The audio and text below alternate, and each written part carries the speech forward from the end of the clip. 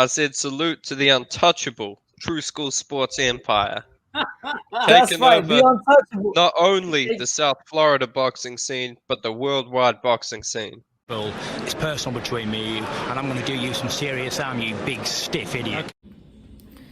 The untouchable True School Sports Empire proudly presents something the boxing game's been missing. Hey, what's going on? It's your boy BT, and I came here to talk some boxing with the thousands of True School Sports subscribers. Now, to some people, this may not be welcome news. To me, I'll be honest with you, this is welcome news to me, because you guys know I'm the president of the Filip Hrgovic fan club. So I'm kind of conflicted talking about this right now, to be honest with you. But it has been reported by a number of news outlets that Oleksand Usyk and Filip Hrgovic has been ordered by the IBF. Hrgovic is the IBF mandatory. They have ordered the fight, and Matchroom Boxing, Eddie Hearn, Wasnt, in conjunction with Cal Soderlund and Wasnt Boxing, they have requested an immediate purse bid.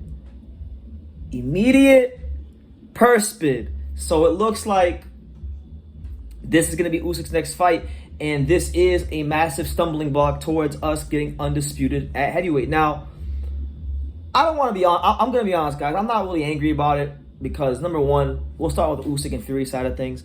Neither one of these guys has really shown like the most ambition to get this fight done straight away since Usyk beat Joshua. Fury's taking a warm fight against Chisora. Usyk stated that he needed time to heal up or whatever.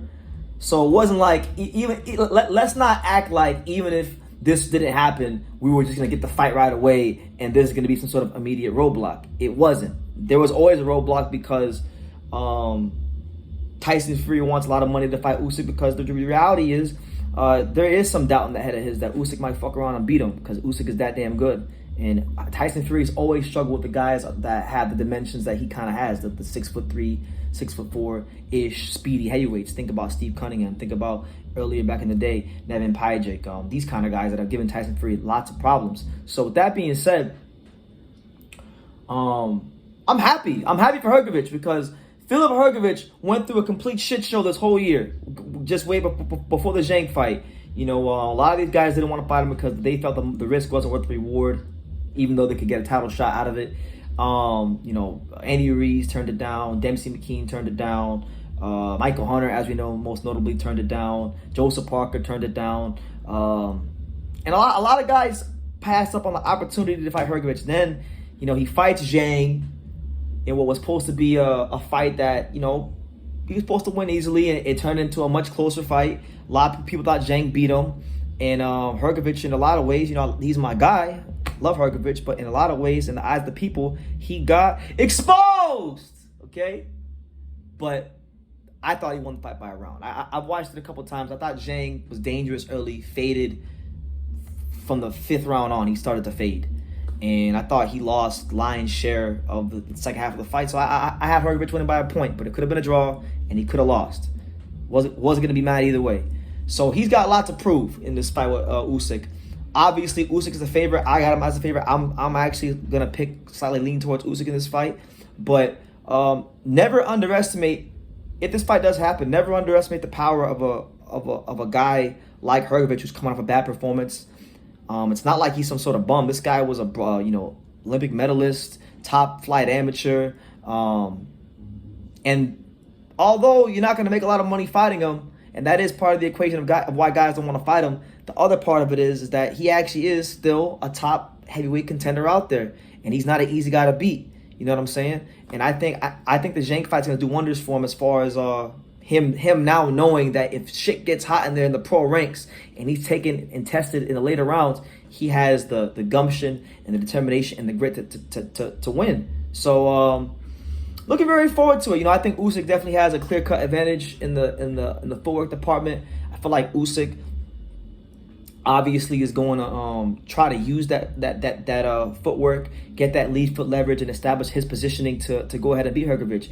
Hrgovic is a guy that, I think his biggest problem as a fighter from a technical standpoint has been that he's too reliant on the straight right hand. Most fighters are over-reliant upon a jab or power punches. He's very over-reliant on a straight right hand. And I've been asking for Hrgovic to kind of like up the output of the jabs per fight.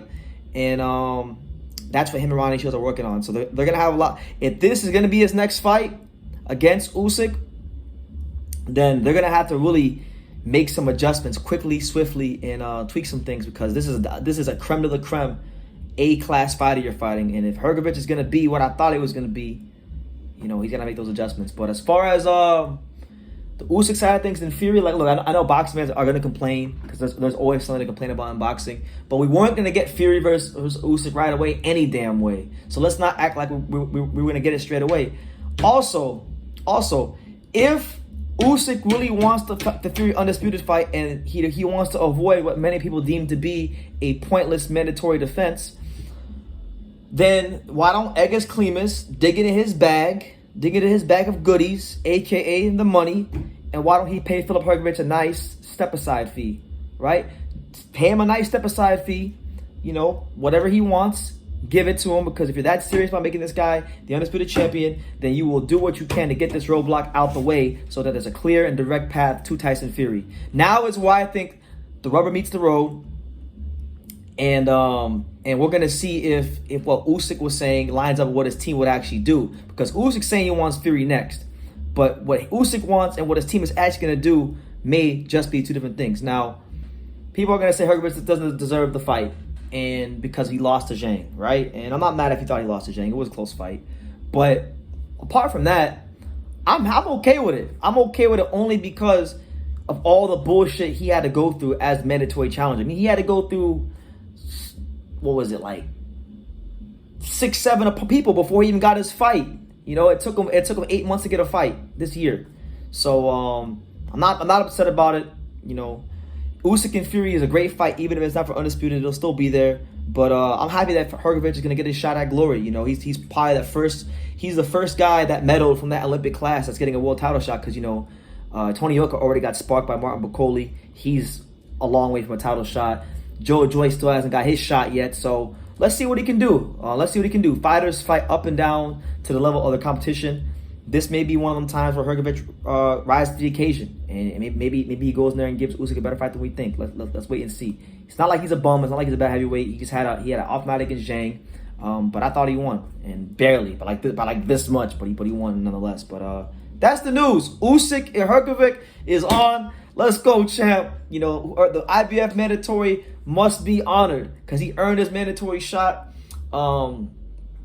And it is going to purse bits, so make of that what you will. We'll definitely be dissecting it as more things happen here on True School Sports. But leave your comments down below. Make sure you guys take the time to subscribe. And like I say in every single one of these videos, you can love me or you can hate me, but I'm just a kid from Daniel. So until next time, take care, guys. And I think True School Sports, he's the truth.